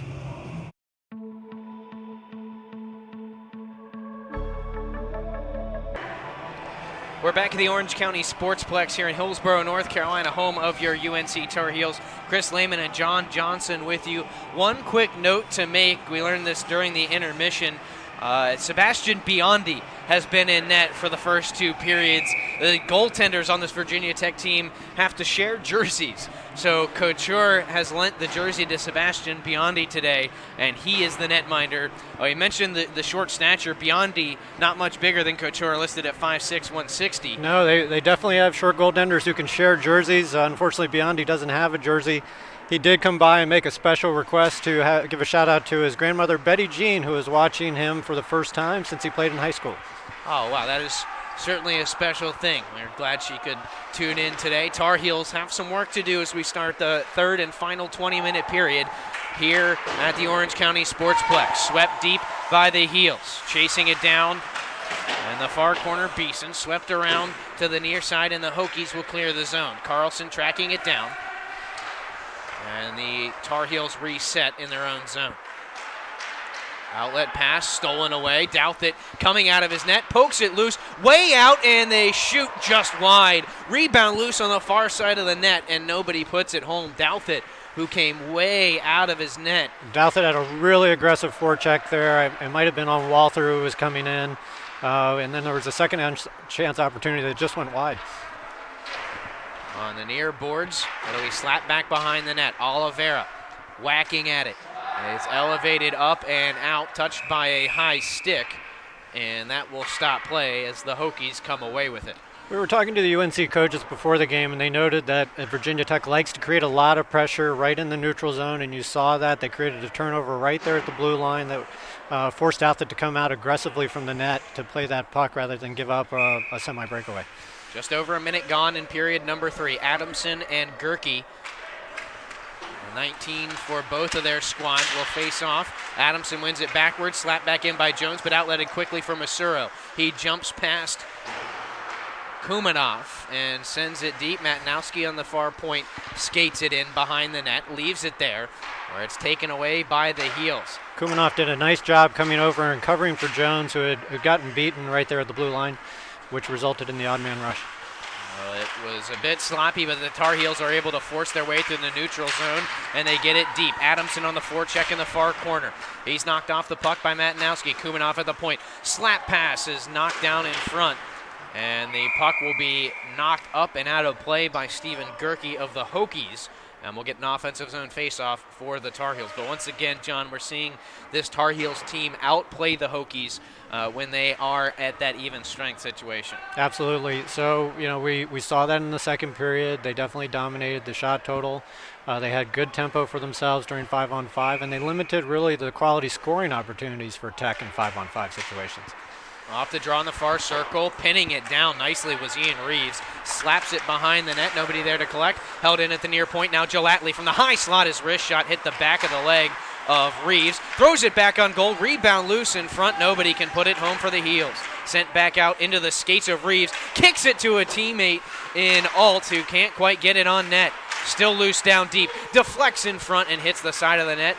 And it's sent to the far point. Richard tees one up. Blocked at the high slot and deflects out where it'll be chased down by the Hokies' Luke Slater. Down the near wing. He'll wrist one towards goal that's deflected away. Johnny Alt sends it to the middle, trying to get it out of the zone. Tracked down by Slater, and he'll send it into the near corner. Chasing it down now, Patokny. There's a really good sequence down here by Gelatley working in small spaces to create scoring opportunities for his team. And you get a good look up close at that battle in the near corner. From the far circle, wrist shot pegged just wide by Eric Slater. And it's held in at the near point. They'll battle again in that near corner. Beeson down there, or pardon me, Reeves in there with Richard for the Heels. Patokny and Slater for the Hokies. Hokies win the battle. Near point wrist shot right into the logo on the jersey of Douthit. He'll hold on to the rebound and get a face-off 3 minutes into the period. So in that last sequence, when UNC was down here, you saw Gelatley working in tight areas, using exceptionally good puck handling and good situational awareness to find small gaps in the ice where he could either take shots or make quality passes to his teammates. Preby on the draw here for the Heels. They'll fight for it still in the face-off circle. Kick to the boards by Preby. And the Heels force it out. Down the near wing they come. It's Jackson Thomas. Stick check nicely by Matanowski, who slaps it behind his own net. Lifted up along the glass by Kamen. Held in at the near point for the moment as Thomas knocks it back in. It'll be collected by Drew Whistler. Whistler holds, has some space down the far wing. He'll streak into the corner. Throws it behind the net. They'll chase it down in the near corner. And it'll be forked back up the boards. Heels in control through neutral ice. Gaining the red line and getting it deep is Preby. Matanowski chases it down in the far corner. Up for Whistler along the wing. Zach Nodden there on the centering pass, steals it away. Nodden at the blue line, throws it towards goal, but can't get it through the traffic, and it's out into the neutral zone. Shoveled back in by Daniel Jones behind the net, and Kamen will swat it around the boards. And this one sent all the way down, the wave off icing as it's tracked down behind the net by the Tar Heel defense. Lifted to the near boards. They'll scrum for it along the wall in the neutral zone. Squirts loose to Simonian on the near boards, and he'll elevate it out for the Hokies. This one a little too strong, and it'll be an icing call with 15:39 to go in the game. But another chance here and a big opportunity with the tired legs out here for Virginia Tech. You have a chance here with one of your top lines. And here's where your face-off practice really comes into play. Coach really shoots for a target of 60% face-off wins. This one won by the Hokies.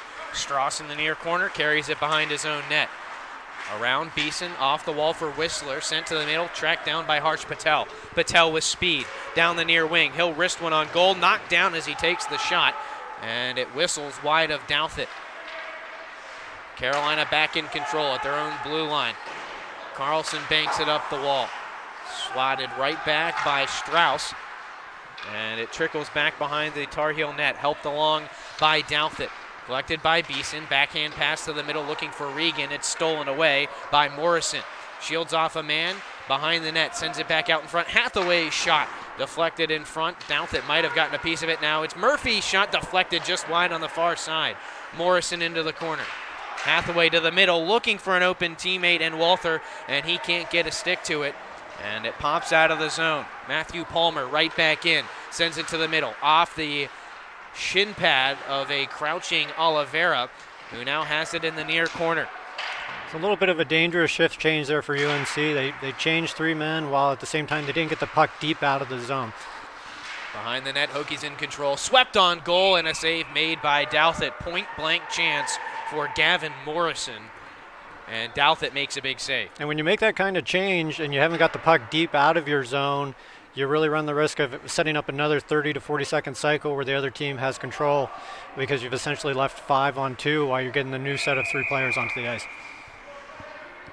14:24 to go in the contest.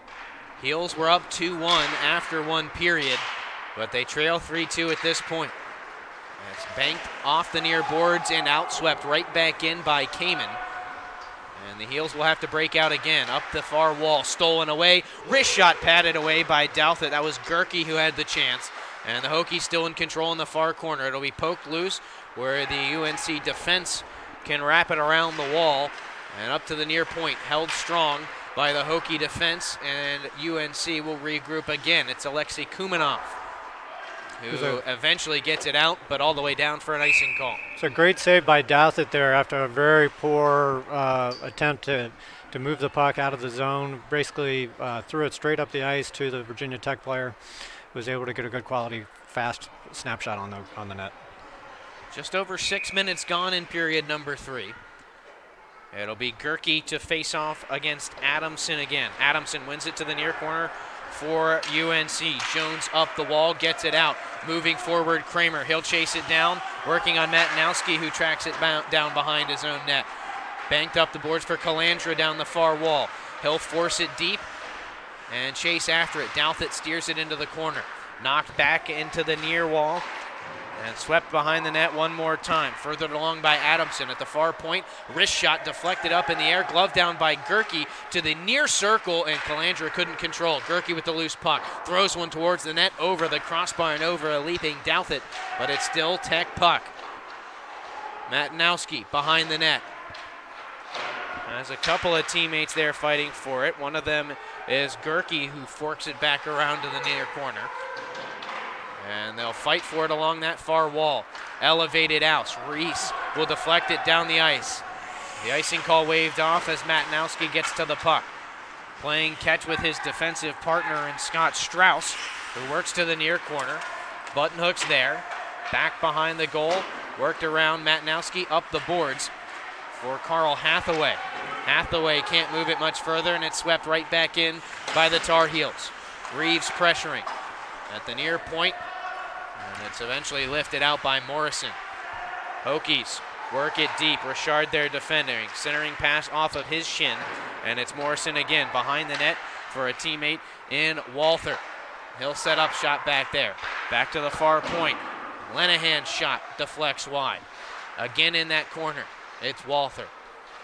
Leaves it behind the net. Circling with it is Hathaway. To the middle for Morrison. Back to the point. It'll be left along the wall for Strauss. His shot off the pad of Douthit, who grabs the rebound and holds on for another faceoff. Well, John, the Tar Heels got off to a pretty good start to the period. They were putting some pressure on down in the offensive end, and the ice has seemed to flip a bit here in favor of the Hokies. It has. I think you're seeing the Hokies doing a nice job of using the full sheet of ice down in the offensive zone to move the puck around. You're seeing a little bit of fatigue on the defenseman side for UNC in that they're not going to go actively into the corners. And so here's where having 4 centers and 4 fresh lines really plays in. Your centers have to be a lot more active, really filling the puck battles in the corner and dominating the center part of the ice in your defensive zone. Well, this will be the defenseman Daniel Jones bringing it up with speed, sends it deep, and the Heels will go on the forecheck. Regan far corner, sweeps it behind for Beeson. Beeson spinning on Murphy. Backhands one up to the far point for Kumanov. He'll throw one towards the net, deflects off the stick of Carlson, but just wide. Back out in front again. Regan finds the stick of Carlson, but they can't put it home in the slot. Regan, a couple chances, can't put it on goal, and it's swept to the near quarter. Slater banks it back behind his own net for Murphy. Murphy's pass disrupted by Carlson. He gets back to it along the wall. Bouncing puck held in the zone at the near point by Jones. Top of the near circle, Regan. Backhands a pass into the corner. Off the boards, Beeson swats it out in front. Loose puck there. Coming in after it is Carlson, but he can't deflect it towards goal. Cleared out by the Hokies. They'll move forward in transition. It's Patokny down the near wing. Throws one towards the net. Douthit cleans up the rebound, and a sprawling Will Douthit jumps on the puck and freezes it up for a faceoff. Although I don't know if any of the shots actually got through to Biondi. You saw a lot of good offensive pressure down here. You saw Regan really hustling, making a lot of good plays with the puck to create pressure on the defenseman down there, and really getting very close to putting in some good quality scoring chances.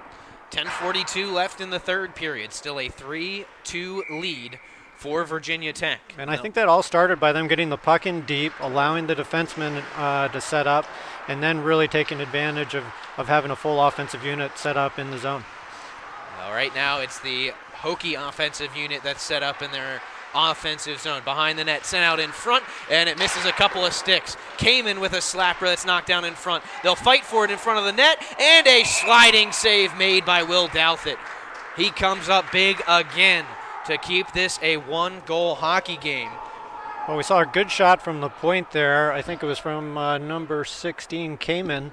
And then that kicked out, and really probably something you wouldn't notice, but Richard really did a nice job of tying up the winger stick right there to prevent a good second chance opportunity that could easily have gone in. Yeah, so looked like he had a good stick press on him, and really good job of tying up that offensive player. That was Harsh Patel in front, who had a chance to sweep it on goal.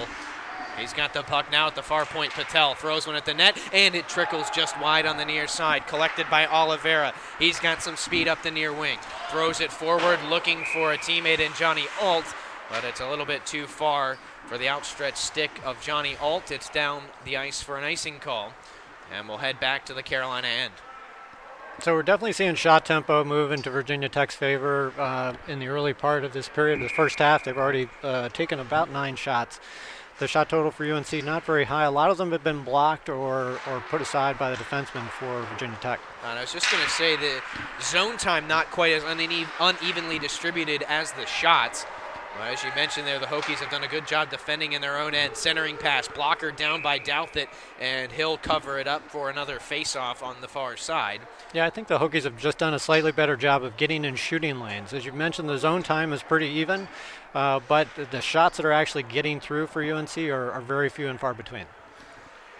9:49 left in period number 3. They'll set up for a face-off on the far side circle. One back to the point. Quick slap shot is caught through traffic by Douthit, coming off the stick of Ryan Lenahan. And that was just good eyes from Douthit there to find that puck. Good eyes. He's played very well tonight. You know, he's faced about 40 shots and really he's only given up goals on the power play. And again, it'll be the Hokies off the draw. Quick spinning shot from the far side is deflected up and over the net, but it's still VT in control. Dispossessing them is Daniel Jones, the defenseman. Sends it to the middle. A chance to move through neutral ice quickly. Johnny Alt's shot deflects off a body off Lenahan and into the near corner. They'll fight for it there. Hathaway steers it up the boards for the Hokies. Kept in by Daniel Jones. He sweeps it into the corner. Poked along by Morrison of Virginia Tech. Reeves tracks it down on the far wall for the Tar Heels. Can't control, and it's cleared out by Virginia Tech. Through contact, it's furthered along by Lenahan. Down the far wall, Morrison. He'll wrap back behind the net, into the near corner. Spins the pass out to the middle, denied by Gelatly. He's dispossessed in the slot. Working around a defenseman is Walther, can't get the shot away. And UNC will control, looking to reset their breakout. Through the middle of the ice, Gelatly looking forward for Preby, couldn't find him. And the Hokies have a chance to move forward again. It's Walther. Gets it deep. They'll fight again along the near wall. In the corner, you see it up close. Gerke chasing down Daniel Jones, who wraps behind his own net. Gerke steals it away. Left at the far point for Murphy. He'll throw it around the boards.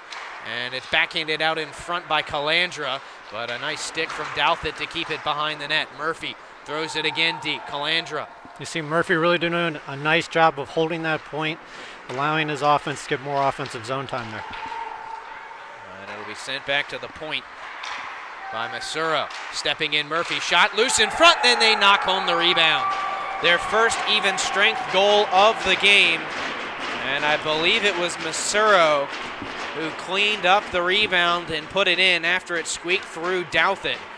And that is a big one for Virginia Tech. They've now got a 4-2 lead with 8 minutes to go, and this is a bit of deja vu for the Tar Heels. So, you know, in that sequence, as we've talked about, you know, one of the big benefits for Virginia Tech is their ability to activate their defensemen. And so in that case, you know, Murphy was up at the point. He received the cross-ice pass, was able to walk it in and get a really nice shot that resulted in a scoring opportunity. The Tar Heels going to have to find some offensive chances here now. They've got 8 minutes to score twice.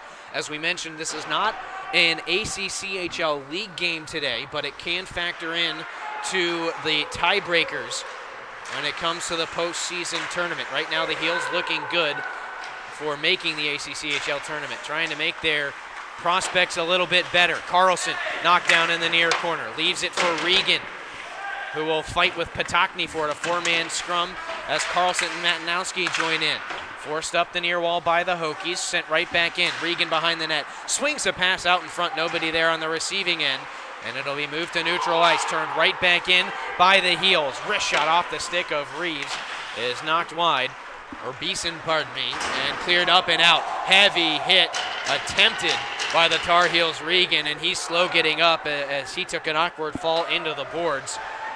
There was nothing dirty about that play. Regan just lost his footing as he missed the hit. Back behind the Hokie net. It'll be slapped around by Kamen for Matnowski. His clearance blocked down by Kramer. Reese to the middle. One-time shot. Skips the stick of Adamson. Another golden opportunity. Beautiful the pass to the center on. there that Adamson just couldn't get his the handle on because the puck was on edge. Kamen behind the net. He'll be taken down by Reese. A diving pass for Adamson, centered out in front. Swatted down by the high stick of Luke Slater. And the Heels will touch, so play continues.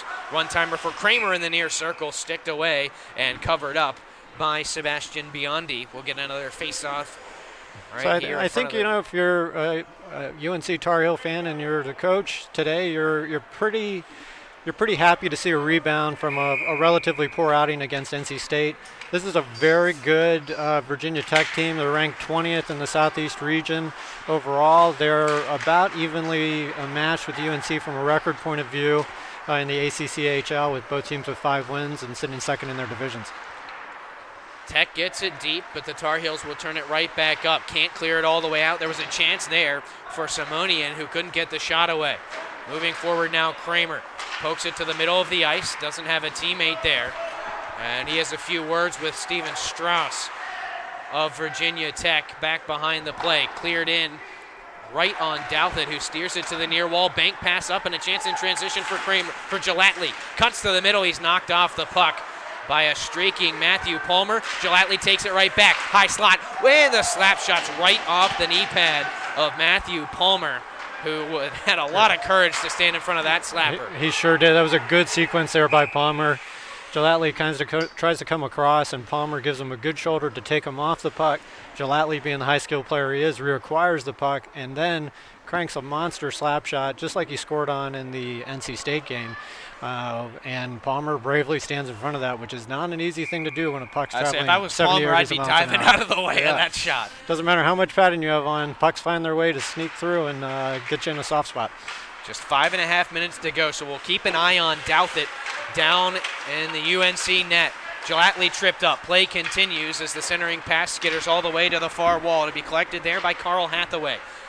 He'll streak it forward. Around one defender, throws it just wide of Douthit on the far side, swings it back in front from the near corner. Nobody there for the Hokies, and the Heels back out into neutral ice. Cross-ice pass picked off by Murphy, and he'll gain the red line and get it deep again for Virginia Tech. But if you're UNC, you can't have it down in your zone this long. No, you can't. And you might see Coach shorten his bench just a little bit, maybe try to get Gelatly out a little bit more, maybe try to get his higher skill players out, run 2 lines, maybe a third, just every alternate shift. So we'll see, instead of running the full 4. Palmer on the far corner. It was a great chance there as Richard was denied by the blocker of Biondi down the far wing. Heels upping the pressure. Douthit still in net right now. 4.5 minutes to go. The Heels down by 2. Well, they were down 4-2 late against the Hokies up in Virginia, trying to change the script here as they gave up an empty netter and lost a couple weeks ago. In the far corner, Carlson throws it to the middle. It's loose there, but Murphy collecting it for the Hokies. He outlets for a teammate in Morrison. Morrison down the near wing. Sends it across to the far circle, into the slot, no shot taken, and the Heels in control. Rink wide to the near wing. Cutting to the middle for the Heels now and dumping it deep is Josh Carlson right in on Biondi, and he'll be forced to cover up by the pressure of Mason Regan. And with just under 4 minutes to go, another offensive zone chance for the Heels coming up. So from a strategy point of view, I don't expect Coach Volkman to pull his goalie till probably about 2 minutes left in the game if he has this 2-goal deficit. I do expect him probably to shorten his bench a little bit, and you're going to see the defensemen play a lot more aggressively. They're going to be more inclined to pinch, try to generate offense. That may give up some odd man rushes going the other way, but you need to, at this point, take some chances to just get that next goal. Matnowski off the draw looking to clear. Oliveira holds on the near point. Throws it towards the net. It's off a stick and wide. And now Matnowski working up the far boards. He finds Calandra, who skates it out. Lifted forward, giving chase is Masuro. Steered behind the net by Douthit, where he leaves it for Kyle Oliveira. Banked up the far wall looking for Reese was Kramer. Kramer gets it back and sends it behind the Hokie cage. He'll put on some pressure on the forecheck. It's deflected to the middle. Nobody there for UNC. Stretch pass finds Masuro in on a breakaway, but he can't chase down the puck as Douthit will glove it and hand it off for Oliveira. Swept around the near wall. Held in at the point by Patokny. But eventually the Heels get out. Nice move by Reese as he creates some space and swings the puck deep. Ian Reeves on the forecheck. Over on the far point, Kumanoff holds it in. Slides one just past the net as Kumanoff was hit after the shot was released. And he's going to go to the bench. He looked a little shaken up. Yeah, he did. And with that open point, Calandra has space to get it out and clear it. 2:40 to go in the game. A 4-2 lead for Virginia Tech. Up the near wall, it's in the skates of the Tar Heel man in Gelatly. But he's able to get it back. He gains the zone. Cross ice looking for Reeves. They weren't on the same page. The clearance, though, knocked down and charging in on goal was looking for the number. I believe that's Beeson back behind the net. He has some words with Strauss. It's Daniel Jones. Or Jones, pardon me. I saw the 2. Didn't see the other number, but Jones came in and put a little pressure on Bionde after the play. And Strauss didn't take kindly to that. Well, now we're definitely going to keep an eye on Douthit. 2:24 to go. This might not be a bad opportunity to take the timeout. You've got a chance to. Coach is taking his timeout here, and they're probably going to discuss whether they have an offensive zone face-off. So if you're going to pull your goalie and you're down by 2, you're thinking 2 minutes, 2:15 in the ideal world. Well, 2:24 is not bad if you've got that offensive zone face-off and you've got a time out to really draw up a face-off play that you want. Well, one reason that we may see Douthit stay in, at least momentarily, is Virginia Tech has been pretty solid in the face-off circle. They've controlled possession off most of these draws. And if you can't control possession, it's tough to have your net empty. That's right absolutely off a true. I mean, you have to be confident that you're going to win this face-off and that you have a good, solid play with the 6th person on and that you can set up control of the puck even if you don't get a good scoring chance right off the bat. We mentioned that the Tar Heels have had some trouble just getting some zone time here in this period. They've seen a little bit more lately. They've been able to press and keep the pressure on Virginia Tech. For those of you who may just be tuning in, we'll take a quick look at the scoring summary. It was the Tar Heels striking first at even strength in the first period, but a power play goal just a couple minutes later from the Hokies evened up the score. Tar Heels would add their own goal on the power play later on in the period, and then 2 more goals on the man advantage for the Hokies gave them a 3-2 lead after 2. And finally, they found the net at even strength just a few minutes ago to double that lead to 4-2, which is where we stand now. And the net will be empty as Will Douthit goes to the UNC bench. So this is a very important draw. It'll be Will Beeson to take it up against Stephen Gerke of the Hokies over in that far circle. And now Gerke is going to be tossed. That's certainly helpful for UNC. Now Beeson's a right-handed draw, so it looks like he's going to try to draw it back to Daniel Jones. He'll be knocked off the puck, but the Heels do control. Jones from the high slot, wrist one that's deflected wide and loose. In the corner, it's loose, and it's quickly elevated out of play. I believe it was Slater who lifted that one into the netting on the near side, and another offensive zone face-off for the Heels. So once again, it'll be Beeson, and Gerke's back in the circle for this one. And Beeson wins it to the near wall. Handed off to Gelatly, but they can't get a clean exchange. This one's dumped all the way down and in. I believe the last one to touch it was Luke Slater, number 9, and he sends one a good 150 feet or so down the ice and into the net. It was a good face-off win, and Gelatly set up there kind of as the extra attacker on the boards. And it just, the puck wasn't won quickly back.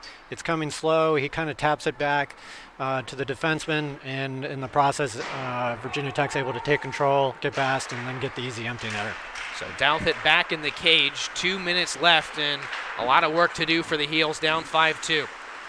Rink wide pass to Richard. He'll tee one up from the neutral zone. Blocker to the near wall by Biondi. Knocked down at the point and held in momentarily by Gelatly. Oh, keep the zone. Good work by Gelatly. Swung in front by Reeves. Nobody there to get a piece of it. And it'll be Eric Slater up and out. He's got room through neutral ice, streaking around Gelatly. Down the near wing, and he throws one high and wide of Douthit on the near side. It deflects all the way out. Hokies still in possession. Palmer on the near side. D to D with Strauss. Back for Palmer, and up the near wall for Slater. Slater collides with Gelatly. They both fall to the ice, and play continues as the Hokies are just killing clock here. Back in their own end, 1:15 to go. Strauss off the glass. It's gloved down on the far point by Adamson, but he's quickly dispossessed. And now Eric Slater moving through the neutral zone. He'll gain the red line and send it deep. Just 60 seconds remaining for the Tar Heels. This is going to be a tough result. They played a pretty solid game outside of the penalties. Just too many power play chances for Virginia Tech today. Too many power play chances and just a slight edge to Virginia Tech in its ability to use its defensive points in the offensive game. So really to get all 5 people involved, and they created almost every scoring chance from a defenseman getting an initial shot from the high side of the ice. 34 seconds to go as Virginia Tech lifts it up, knocked down at the point by Kumanov. Good to see him back on the ice after taking a big hit earlier. Matnowski down the near wing. Looks to the middle, swatted at by Patel, but he couldn't get a piece of it. And UNC knocks it across the ice and all the way down. This is going to be icing with just under 15 seconds to play. And again, there's certainly some positives to take away from this game, John.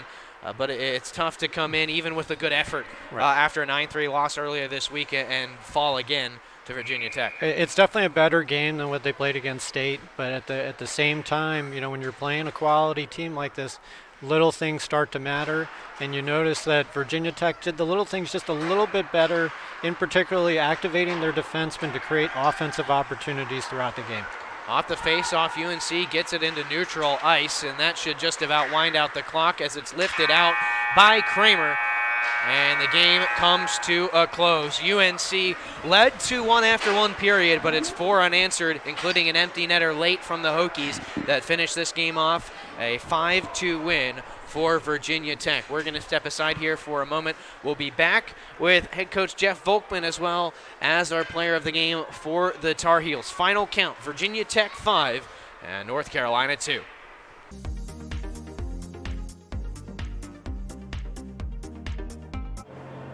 We're back at the Orange County Sportsplex here in Hillsborough, North Carolina. Chris Lehman and John Johnson with you. Tough 5-2 loss for the Heels at the hands of the Virginia Tech Hokies. Not quite the response that the Heels were looking for after the loss to NC State earlier this week. I think the penalties, John, and then just being a little bit shorthanded defensively came back to be the difference maker. Sure. We saw a very good Virginia Tech power play that actually had one lucky break when Beeson lost his edge. It resulted in a goal. They were 3 for 5 early on in their power play opportunities. We knew it was going to be a tough time for the UNC defenseman, just running 4, Kumanov with his first game back. And when you play that up-tempo game and you spend a lot of time on the penalty kill, it really starts to wear out your defensemen. And that's where your centers and having 4 fresh lines really have to make up the slack. So we saw a good back check to start the game. Probably a little more inconsistent as the game went on, and those are the small things that you have to tighten up when you're playing a very high-quality opponent like Virginia Tech. Well, in spite of those two things, we did see a Tar Heel team that was very good at even strength and was able to execute in 5-on-5 hockey. What'd you see there from the Heels? So in 5-on-5 hockey, we saw a lot of good entries into the zone. Both teams were using the wide side of the ice to come into the zone. They weren't really making concerted efforts to drive the middle.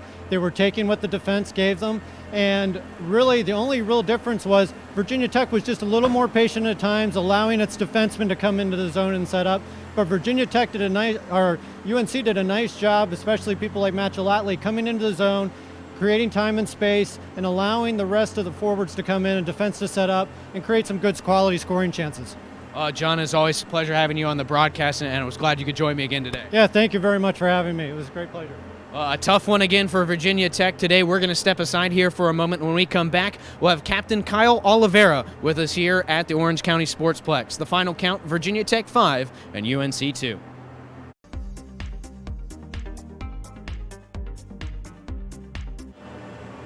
Captain Kyle Oliveira back with us here at the Orange County Sportsplex after a tough loss at the hands of Virginia Tech.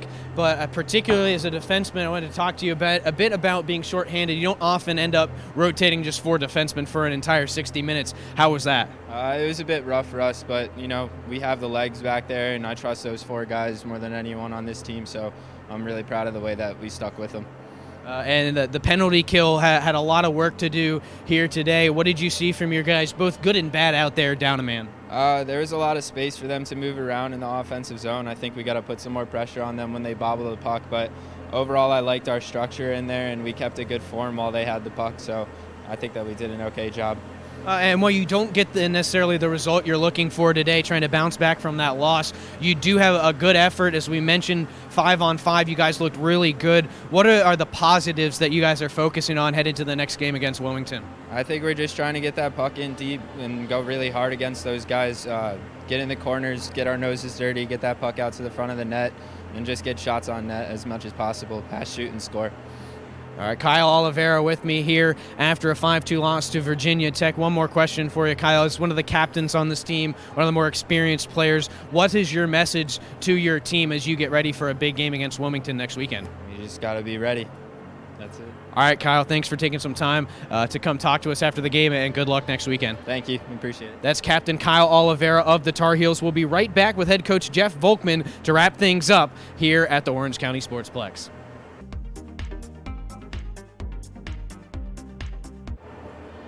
Chris Lehman back with you after a loss to Virginia Tech, 5-2 here for your UNC Tar Heels. Chris Lehman alongside Jeff Volkman of the Heels. It's been a tough week here for you guys, but you bounced back pretty nicely. Don't get the result, but some good things out of your team today.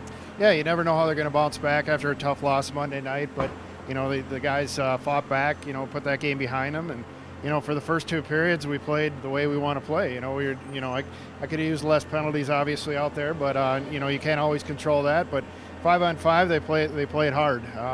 Going into the third period, I think that's where we lost the game. To be perfectly honest with you, we just didn't match up very well with them. We kind of lost our tempo.